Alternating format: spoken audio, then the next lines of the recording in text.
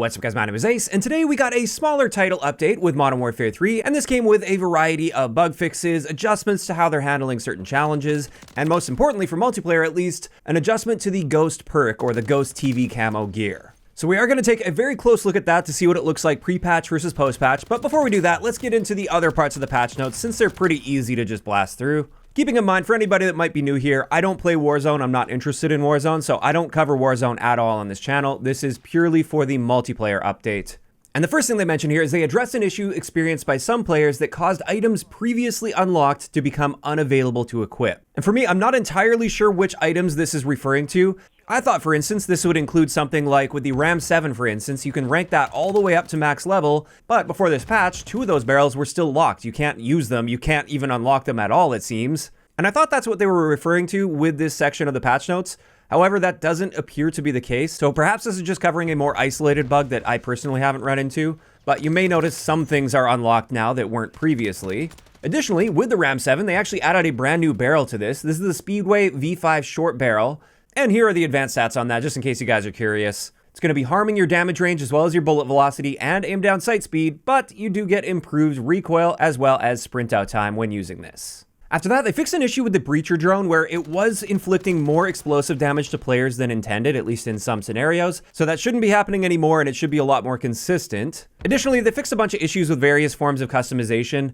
None of these will actually impact the gameplay as far as I'm aware, but like the Crimson Fate and Carbon Fate laser attachment skins will no longer appear as default skins when you equip it to shotguns. So just little bugs like that where certain things maybe were displaying slightly different than intended.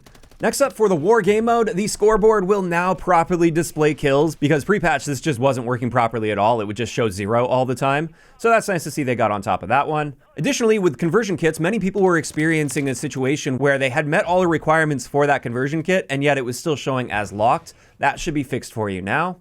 And then there were a few extra fixes in certain menus where if you would hover over something, it would kick you back to the main menu or something. They've just taken care of a few of those. Now, moving on to the progression side of things, one of the most frustrating challenges before this update was the type of challenge that required you to destroy enemy equipment, since this would only really apply to like bouncing Bettys and Claymores, and it wouldn't apply to things like field upgrades, so like the ACS or med box or munitions box. Any of those sorts of things, destroying those didn't count toward this challenge when it really should, at least in my eyes. And this is incredibly frustrating because depending on the types of lobbies you play in, you may never see Claymores or Bettys. I think at this point, I've still only run into like maybe 1 or 2 Claymores throughout the entire life cycle of this game so far, as well as maybe a Betty or 2. But now, after this update, all of the placeable field upgrades will count for this challenge. So everything from like the ACS to the Scrambler to the deployable cover, the trophy system even, tactical insertions, everything that you can place down on the ground, this will now count toward that destroying enemy equipment challenge.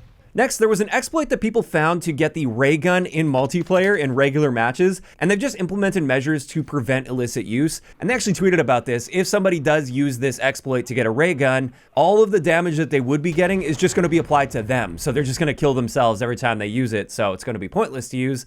And I think that's kind of funny, just trolling those people. I mean, ideally, you would just fix the issue entirely and prevent it from happening, but this will do effectively the same thing by making that useless, and it's kind of funny that they're doing that as well. Next up, on the war map that we currently have, Operation Spearhead, they eliminated an out-of-match exploit where people were able to get onto an unintended rooftop, and they also eliminated an out-of-map exploit to get underneath the map. So hopefully all of those have been taken care of now. This is one of the big reasons I've been avoiding the war game mode, is I've seen so many clips of people just under the map or on top of an unintended rooftop, and that's obviously not very enjoyable to play against. After that, they addressed an issue in Search and Destroy where there were some unintended XP rates for various match events.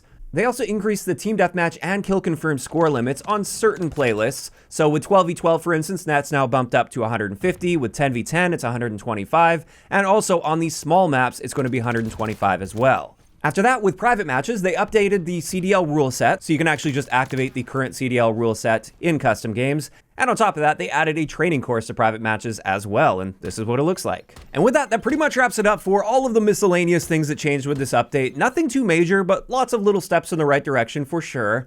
Now let's talk about that Ghost TV camo buff. So this is specifically referring to the gear, not the assassin vest. And what they've done with this is they just made it a lot more forgiving when you stop moving. Previously, the moment your movement speed dipped below the threshold, which is 0.9 meters per second, the ghost perk would immediately disable. So that means if you wanted to just stop for a reload or stop on a piece of cover, even for just 1 second, your perk would no longer be working for you and you'd be potentially exposed to enemy UAV sweeps.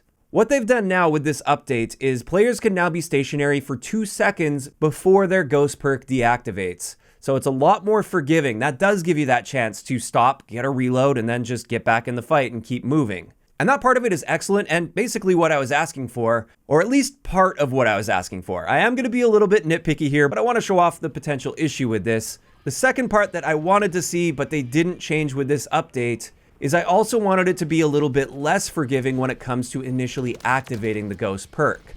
And the reason behind this is what you're seeing right here. Now, all you have to do with this ghost perk, you don't even need the assassin's vest, is you can be crouched in a corner and just wiggle yourself, even barely moving back and forth, and your ghost perk will stay active 100% of the time. I mean, even with this setup, I'm using an LMG with attachments that are purposely designed to slow down my crouch movement speed. So this is a really slow crouch movement speed, and yet I can still abuse this really easily. It's going to be even easier with any other gun in the game. And this essentially defeats the purpose of having a ghost perk that only works while moving. Now, don't get me wrong, the pre-patch version of Ghost I think was way too unforgiving with movement, and I'm definitely glad they added a little bit more forgiveness on that end of things. But like I said, I feel like in order to compensate for this adjustment, they should have also made it a little bit more difficult to activate in the first place, so it would actually require you to leave that corner in order to get the ghost perk going, and then once you do get it going, it's going to be a lot more forgiving.